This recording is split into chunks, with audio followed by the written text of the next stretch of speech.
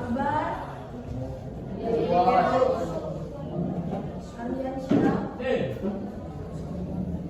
Henry, Dimas,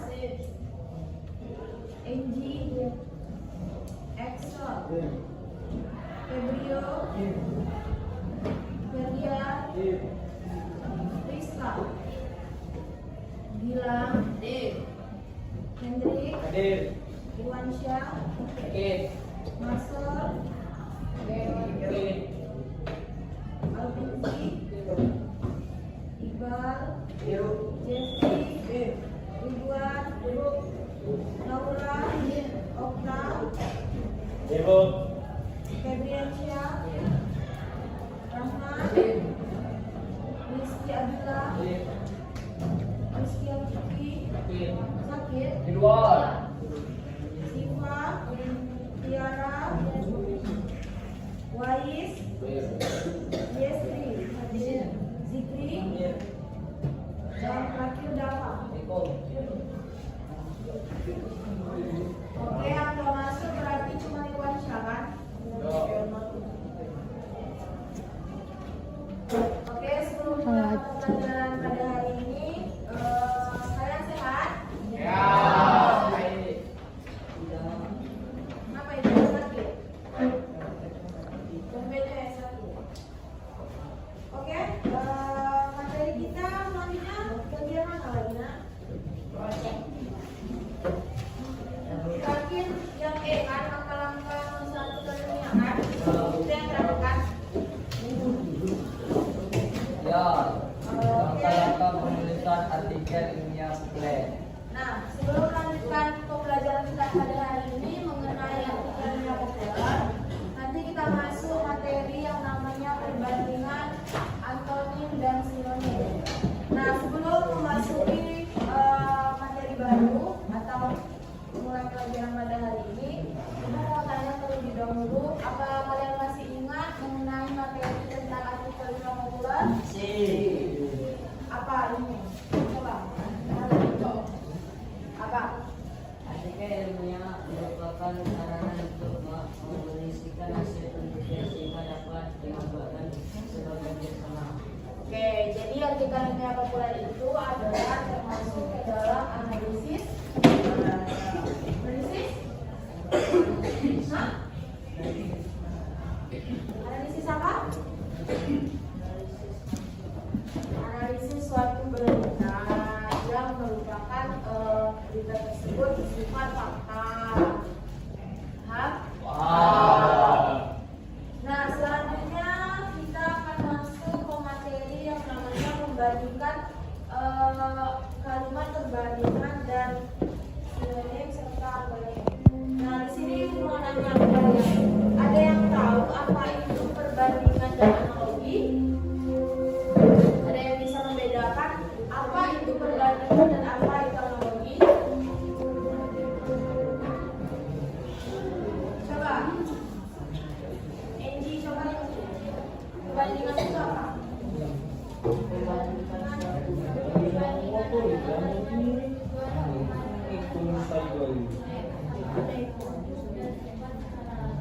Nah, oke. Jadi perbandingan, kalimat perbandingan itu adalah kalimat yang bertujuan untuk membandingkan dua hal. Yang dimana dua hal itu memiliki suatu kesamaan atau memiliki satu kesamaan sifat secara langsung. Kata yang sering digunakan dalam kalimat perbandingan itu misalkan kata daripada, seperti, kemudian selaras atau sementara. Nah, di sana kan ada contoh mengenai kalimat perbandingan. Yang pertama itu fasilitas untuk difabel di studio ini tidak seperti fasilitas untuk orang difabel lainnya. Nah, di sana kan ada kata sepertinya. Sepertinya itu merupakan kata yang namanya kalimat perbandingan. Kalimat perbandingan itu kan kalimat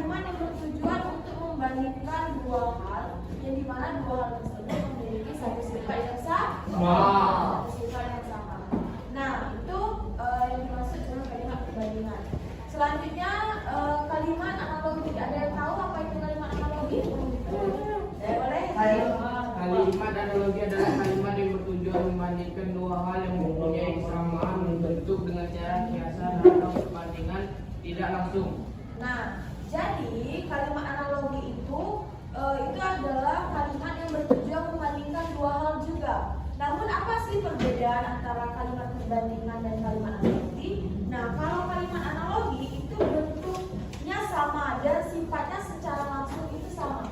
Namun kalau kalimat analogi itu kesamaannya berupa dengan cara kiasan atau perbandingan yang tidak langsung. Jadi kalau perbandingan itu persamaannya secara langsung. Namun kalau kalimat analogi itu persamaannya tidak langsung. Nah, selanjutnya antonim dan sinonim. Sebelum Ibu menjelaskan materi mengenai antonim dan sinonim, Ibu mau nanya terlebih dahulu. Ada yang pernah dengar apa itu antonim? Dan apa itu sinonim? antonim lawan kata.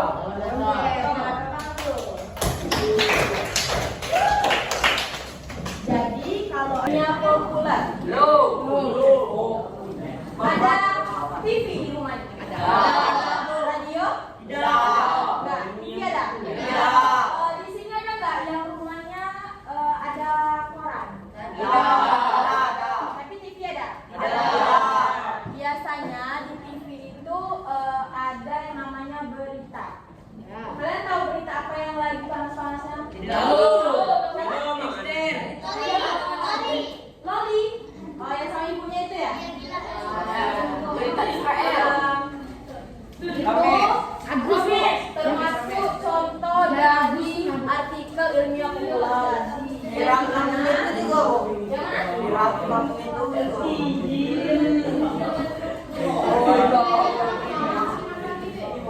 Jadi bisa salah satu dari kalian bacakan mengenai materi yang dibandingnya? Materi ilmiah. Marcel, mana Marcel? Marcel, boleh kamu bacakan mengenai yang bagian ini? Sedikit saja. Sedikit saja. Yang A. Memahami artikel ilmiah populer. Artikel ilmiah populer adalah salah satu bentuk pemahaman ilmiah yang menulis.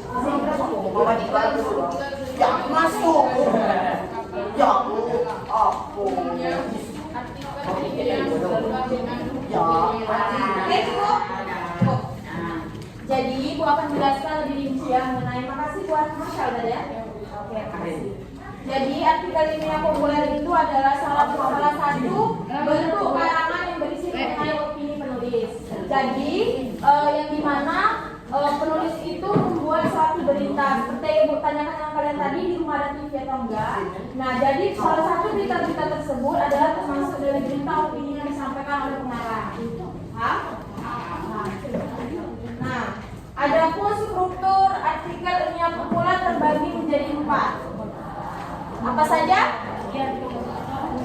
Apa? Bagian pembuka, bagian leher, bagian situ, bagian penutup.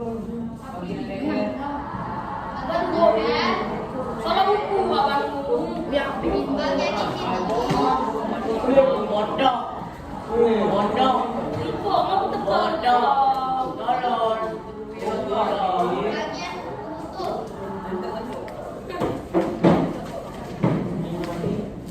Penutup.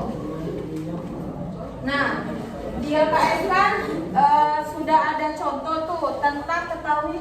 Boleh dulu. Ayo, Mas. Taruh dulu ini, alat kebersihannya taruh. Nanti Ibu bakal kasih kuis. Nah, di minggu depan, kalau kuisnya ada yang mendapatkan nilai di atas 60, Ibu akan kasih hadiah. Jadi mohon dipahami ya. Kami satu.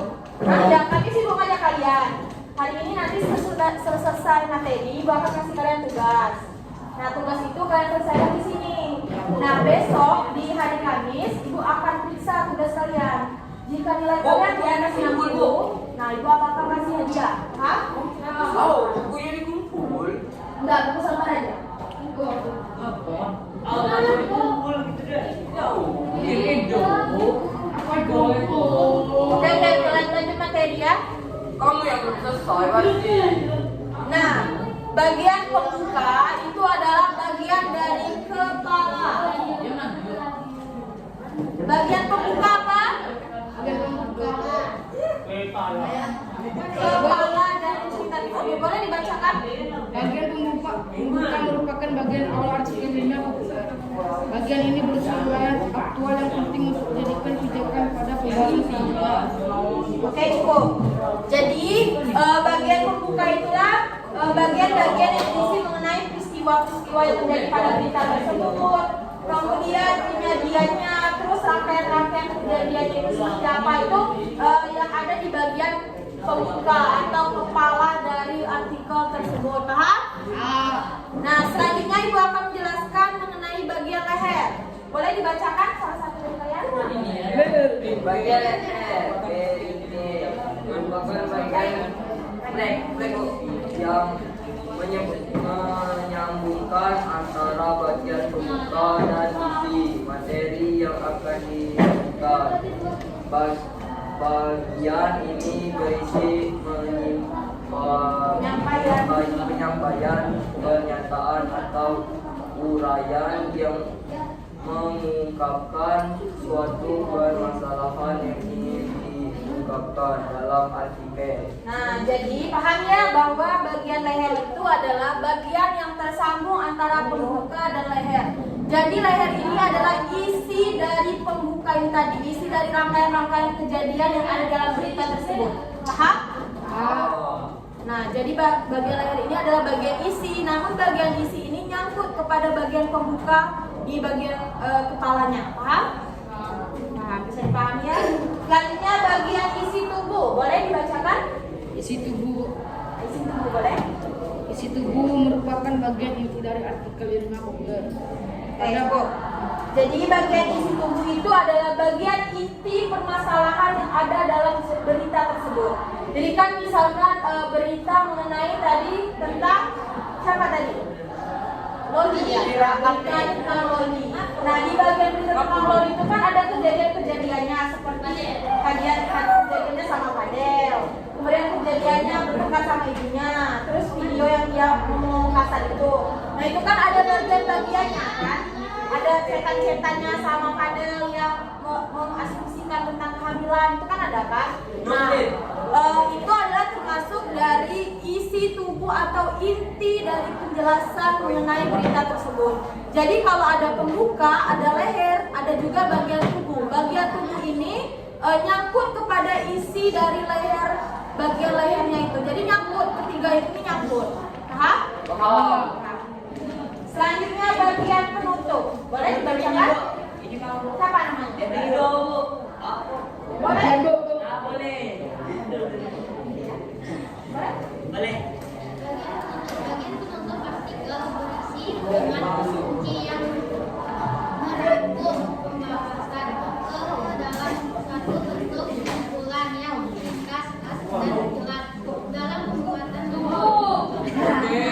Jadi setelah adanya bagian pembuka, bagian leher atau isi, kemudian bagian isi tubuh atau inti dari berita tersebut, ada yang namanya bagian penutup. Jadi bagian penutup itu adalah bagian untuk menyimpulkan isi berita tersebut. Jadi adanya judul, adanya isi, adanya inti, dan adanya penutup. Jadi di setiap berita tersebut ada yang namanya kesimpulan atau penyelesaian masalah pada berita-berita tersebut. Paham?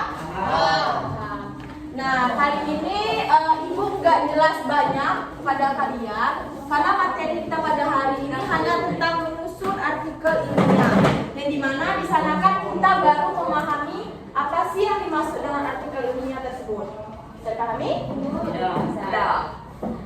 Apa yang nggak dipahami boleh dipahami? Itu Yang mana? Boleh ditanyakan. Ada yang belum paham? Yang mana belum paham? leher. Bagian mana? Bagian penutup. Nah, Ibu jelaskan ulang ya. Jadi, bagian penutup itu adalah bagian mengenai kesimpulan atau ringkasan dari berita tersebut. Jadi, dengan adanya tadi kan kita sudah menjelaskan bagian pembuka, bagian leher, bagian isi tubuh dan bagian penutup. Jadi, kalau adanya pembuka atau kepala dari berita tersebut atau judul besarnya gitu kan. Nah, kemudian ada isinya. Isinya itu kayak menyangkut pembahasan apa sih yang akan dibahas pada berita tersebut. Kemudian ada bagian isi tubuh. Kemudian intinya. Jadi inti permasalahan tersebut apa apa gitu. Nah, dengan adanya penutup, kalau tadi ada tentang penutup kan? Ya. Nah, dengan adanya penutup, adanya sebuah kesimpulan dari berita tersebut. Bagaimana sih cara memecahkan masalah tersebut? Kemudian apa permasalahan yang terjadi pada berita tersebut? Nah, itu adalah termasuk bagian penutup. Paham? Bisa dipahami? Berarti ditutup dong. Enggak, ditutup. Dia itu maksudnya kesimpulan. Kesimpulan. Kita menyimpulkan. Misalkan nih, ibu beri contoh ya. Kamu berantem sama siapa namanya? Hamzah. Nah, si siapa? Si Iqbal berantem sama si Rizky. Nah, pasti ada masalahnya dong. Pasti ada masalahnya antara si Iqbal yang Rizky atau Zikri. Itu kan ada ininya, ada masalahnya. Nah, nanti kita akan menyelesaikan masalah tersebut. Yang mana kemudiannya itu kalian saling memaafkan. Itu termasuk dalam penutup. Paham? Oke. Di sana kan ada bisa dibuka bukunya halaman berapa kali buku kalian? Aku mau dibuka. Halaman 43 bisa dibuka terlebih dahulu. Halaman 43? Nah, di sampingnya. Nah, di sana kan ada contoh kan mengenai ketahuilah masalah tunting dan cara untuk kurangi resikonya. Jadi kan di sana kan tadi kan kita sudah menjelaskan bagian-bagian dari menyusun artikel ilmiah itu seperti apa saja. Ada pembuka, leher, isi tubuh dan penutupnya. Nah, di sana kan ada salah satu cerita mengenai masalah setunting. Ada tahu kan tentang masalah setunting? Tahu. Setunting itu adalah sebuah masalah satu masalah yang ada di menjalani Indonesia. Jadi masalah setunting itu menjadi perhatian khusus Kementerian Kesehatan lewat sejumlah kampanyenya. Hal ini karena suntik bisa mengakibatkan anak gagal tumbuh karena kekurangan nutrisi kronis. Paham? Nah, di sana kan ada di sana kan ada teks yang berisi mengenai pembukaan stunting. Sana kan ada satu paragraf. Nah, dalam bagian satu itu, dalam bagian pembuka itu termasuk bagian apa? Dalam kalimat pertama, yang stunting menjadi salah satu itu adalah bagian dari apa? Khusus. Bagian dari apa? Pembuka. Betul. Siapa namanya? Boleh beri tepuk tangan dulu untuk Irwan.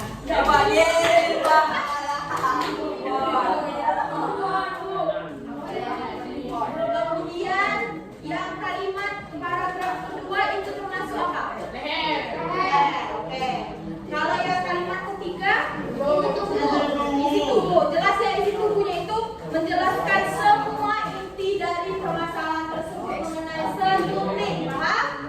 Nah, kemudian di sana kan ada bagian penutup seperti yang kalian tanyakan tadi. Jadi di sana bagian penutup itu mengenai kesimpulan dari masalah stunting itu. Paham?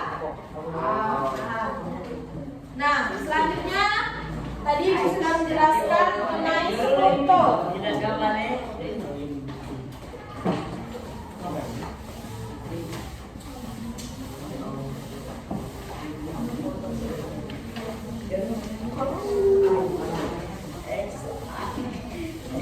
Nah, selanjutnya Ibu akan menjelaskan juga mengenai jenis-jenis dari artikel ilmiah.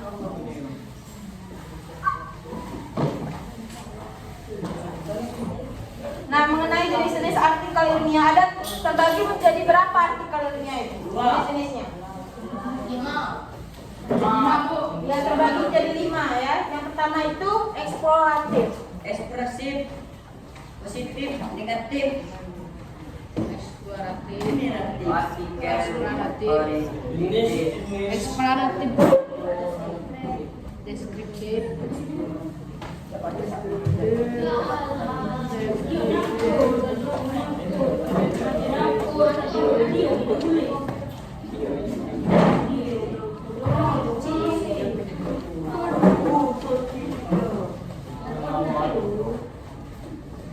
Nah, bisa dijelaskan di sini jenis-jenis artikel itu terbagi menjadi 1, 2, 3, 4, 5. Ada 5 jenis artikel, kalian perhatikan dulu.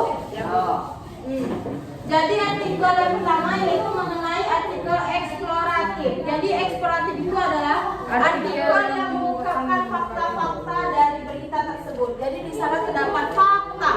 Paham? Real. Ya, real, yang real. Pos pakai.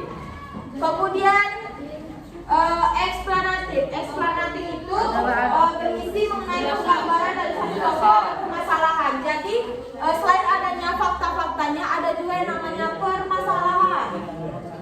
Ya. Permasalahan atau kejadian. Nah, itu eksplanatif. Yang ketiga deskriptif. Deskriptif itu berisi penggambaran dari topik. Deskriptif. Kebalik ini kayaknya.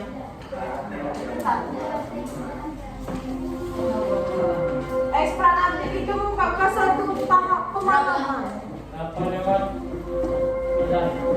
Dia penjelasan untuk pemahaman. Ya kan pemahaman kan? Ya, Bu. Kalau deskriptif itu baru permasalahan atau kejadian. Perspektif. Perspektif itu kesalahan.